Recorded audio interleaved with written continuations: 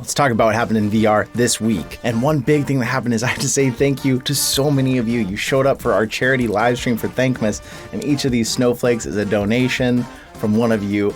Nearly $1,000 in donations in just a 2-hour stream. So thank you so much for making that happen and donating money to a good cause.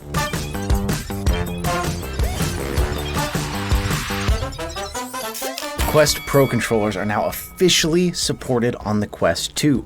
Update V47 has rolled out pretty much everywhere. The new phone updates have rolled out, and we actually got to try the new Quest Pro controllers on the Quest 2. We did a bunch of in-depth testing, dropped a full video on that. I'll leave a link up here in case you want to learn more about what we did there. It was cool to see some forward thinking from Meta with these controllers now becoming compatible with more than one headset. 'Cause that's something we've had on Steam VR for a long time, but we haven't seen that option as much in the Meta Quest world. Attack on Titan is absolutely huge. It's hard to meet anybody who hasn't watched the show, read it, or played some of the games. Now there is an Attack on Titan VR game coming. This was announced during Upload VR's gaming showcase recently. We got a teaser trailer, if you can even call it that. It doesn't show us anything.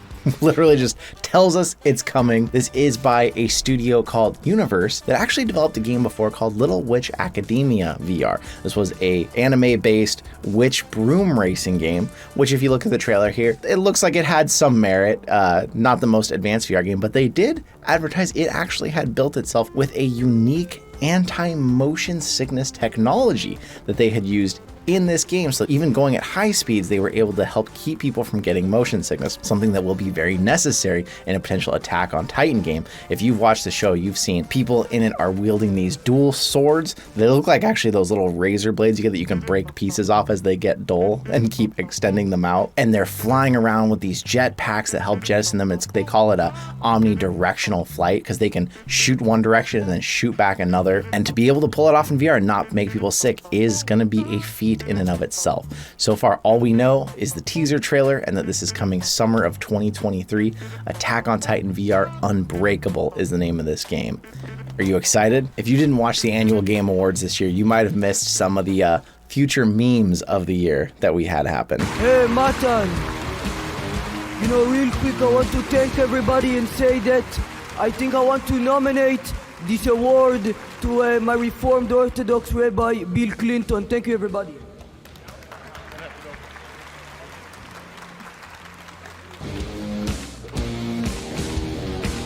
All right, well, the vet believed it. Of course, as we've seen in the past, they had a VR AR award for Game of the Year. Of all the different nominees, Moss Book 2 actually took the award this year. And the Game Award goes to Moss Book 2.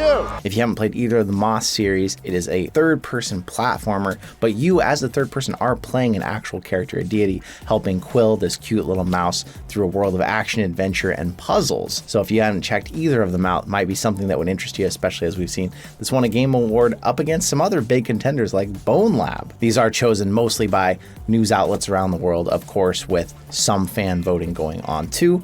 But what do you think? Do you think it should have won the award against the other games it was up against? At the Game Awards, another trailer for Ghostbusters VR was launched, and we now know it's Ghostbusters Rise of the Ghost Lord is what this is called. This new trailer shows more of the setting of the game, how the gameplay mechanics are going to work as you play one of the Ghostbusters, and we get to see what it looks like to actually suit up as a Ghostbuster, what looks to be multiplayer, playing with your friends side by side to help take down these big dark forces. And we know that this is coming in 2023, not only to the Quest 2, but also to the PSVR 2. Is this something you've been excited about? I saw the first trailer for this. I was excited then. This trailer really took it over the top, and even everybody at the Gaming Awards, which is not a VR event, were cheering when they saw that this was Ghostbusters. So what do you think? Do you care about Ghostbusters, or does this just look like a game that in VR might actually be interesting to you? Skydance Interactive, the much beloved studio behind the Walking Dead Saints and Sinners series, dropped a cinematic trailer at the Game Awards for their upcoming game that's been anticipated, Behemoth. Now this is considered a cinematic trailer. This is not actual gameplay. In this new game, this is a VR action RPG. They're trying to get this out in late 2023, and this shows very brutal looking combat. They even advertise that this will be weighty, physics-based, and there's been speculation already this is probably using the same engine that they made the Walking Dead Saints and Sinners game. But instead of being in a post-apocalyptic zombie world, you are now more in a medieval times, going up against giant creatures, or as they say, call the game behemoths, in a plague-ravished wasteland of this empire. And in the trailer, we can see what looks to be in your right hand using your combat weapons, of course, swords, potentially other ones like spears, but in your left hand, some sort of a hook shot device that's attached to your wrist that will give you the ability probably to quickly climb up on these behemoths to help slay them, to climb up trees and cliffs. It's not actual gameplay, but you can see it here.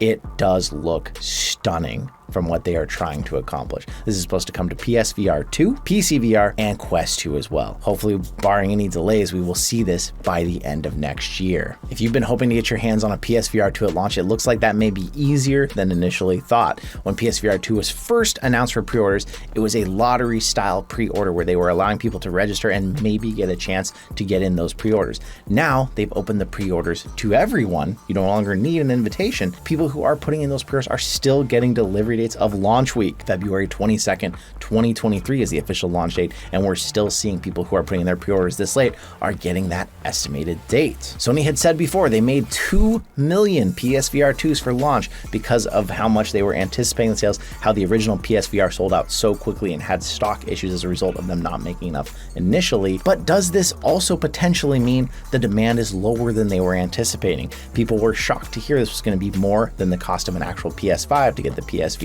2. As someone who personally put in a pre-order already, I know I'm excited to hear that maybe there will be enough, because when I bought the original PSVR, I pre-ordered it at launch date, there wasn't a big demand because people needed to try it. And then once people tried their friends, tried one at a store, they immediately sold out and there wasn't enough stock. Will we see the same thing happen with PSVR 2 here? What do you think? I'd love to hear that in the comments down below. A lot of big news as we are moving closer into the holiday season and some big upcoming games. That's something that always gets me excited, along with seeing that we have more news updates on the hardware side of VR. It seems like 2023 is going to be a promising year for VR yet again. More growth, more headsets, and maybe seeing more merge between VR and AR in that XR realm like we saw with the Quest Pro. So with all that, what are you excited about in VR or AR in the next year? Let me know in the comments down below. I want to say thank you so much for coming out and hanging out with me. One more thank you to everybody who showed up to the Thankmas stream and donated so much money. You all are absolutely amazing. So thank you, and I will see you in another reality.